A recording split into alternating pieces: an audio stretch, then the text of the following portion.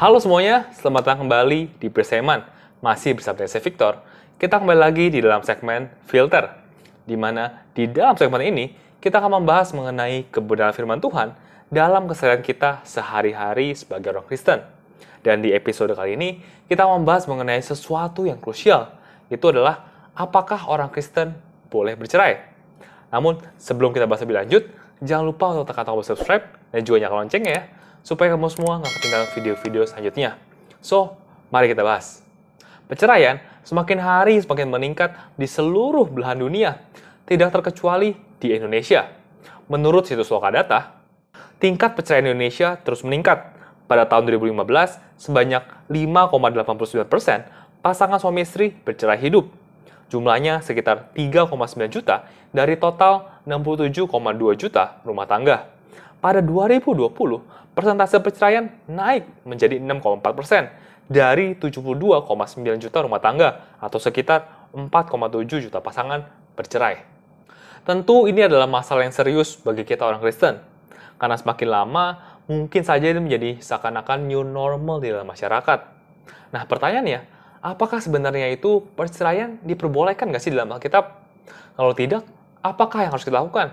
Dan kalau boleh, apakah alasan untuk perceraian diperbolehkan? Pertama-tama, kita perlu mengerti bahwa Alkitab berbicara dengan jelas bahwa pernikahan itu adalah komitmen seumur hidup.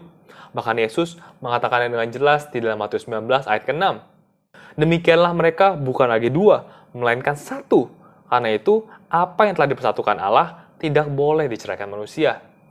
Pernikahan juga adalah sesuatu yang sakral, karena pernikahan itu pada dasarnya adalah gambaran daripada hubungan Tuhan dengan gerejanya.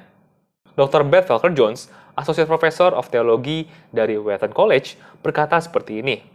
Marriage, created by God as a one flesh union, is meant to be a sign of God's unbreakable covenant with us. This is an important symbol throughout the scriptures. God is compared to a husband and God's people to a wife. When, by the grace of God, we're able to keep marriage together, we get to be symbols, imperfect symbols, but still symbols of God's faithfulness to His people. Marriage are supposed to last because they are symbols of God's lasting love for us. Tapi, bukankah dalam Alkitab menuliskan bahwa ada beberapa kasus di mana perceraian itu diperbolehkan? Yes, betul ada.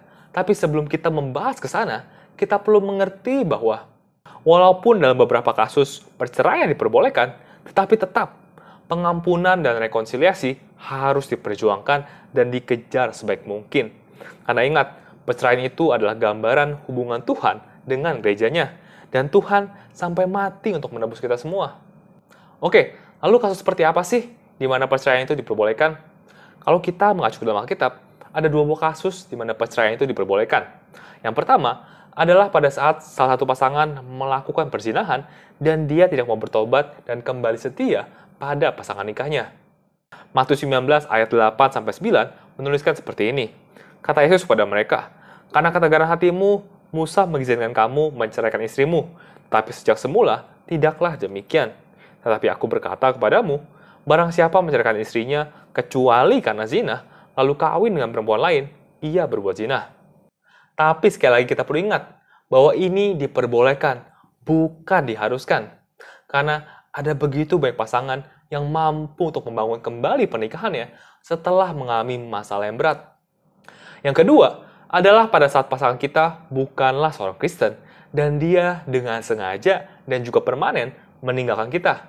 Ini bisa kita baca di dalam 1 Korintus 7 ayat ke-15.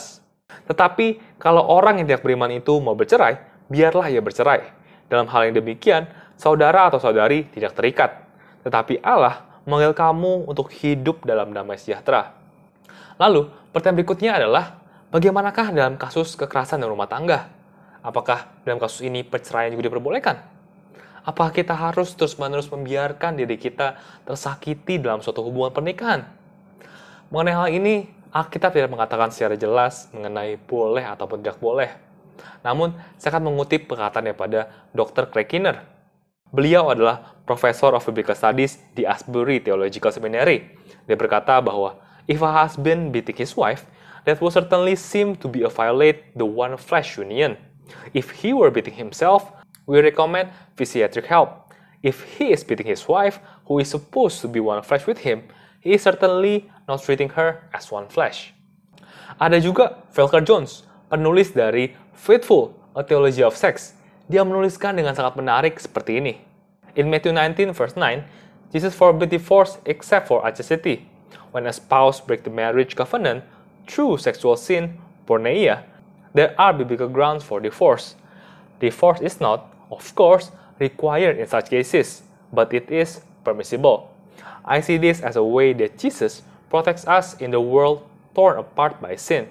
Because we are precious to God, we are not required to stay in a marriage when we have been betrayed through porneia. If we put porneia into the larger biblical context, we see that it is any violation of God's intention for lasting, faithful one-flesh union. Porneia certainly includes adultery, because adultery violates the one-flesh union. But porneia can also include violence or abuse against one's spouse, because to abuse one's spouse is also to violate that one-flesh union. If committing violence against the one who is supposed to be one flesh with you isn't a violation of God's intention for marriage as a faithful one flesh union, I don't know what is. Jadi sekali lagi, dalam kasus kekerasan rumah tangga, tentu rekonsiliasi dan juga mediasi adalah jalan terbaik yang harus kita ambil. Namun, kalau pasangan yang melakukan kekerasan tersebut tetap tidak mau berubah dan terus melakukan hal itu, maka ini telah melanggar konsep satu daging yang telah Tuhan ajarkan. Dan maka oleh karena itu, dalam kasus ini, perceraian diperbolehkan. Perceraian adalah sesuatu yang kita perlu sikapi dengan dewasa. Kita perlu mengerti bahwa ada perbedaan yang jelas antara pernikahan yang sulit atau mengecewakan dengan pernikahan yang destruktif. Kita tidak bisa bercerai hanya karena kita tidak mendapatkan apa yang kita mau. Leslie Vernick, penulis dari buku The Emotionally Destructive Marriage, menuliskan seperti ini. We have such high expectation, no one can live up to that.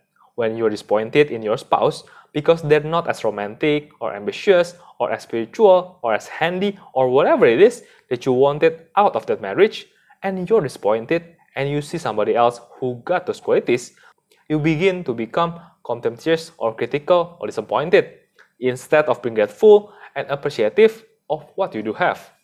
Tentu, masih banyak lagi dinamika dan juga komplikasi yang terjadi dalam pernikahan yang mungkin tidak bisa dibahas dalam video ini. Namun satu hal yang perlu kita mengerti, bahwa pernikahan itu adalah komitmen seumur hidup yang hanya bisa dirusak oleh beberapa alasan saja yang sangat krusial. Kalau saat ini kita berada dalam pernikahan yang menurut kita tidak bisa diperbaiki, pertama, carilah Tuhan dan baca firman-Nya, yang saya percaya akan memberikan arahan kepada kita. Kedua, ngobrol dan diskusikan dengan teman ataupun juga pemimpin rohani yang kita percayai, agar keadaan yang kita miliki bisa menjadi lebih baik. Dan terakhir, adalah berdoa bersama untuk tuntunan Roh Kudus. Oke guys, so sekian dulu buat episode kali ini.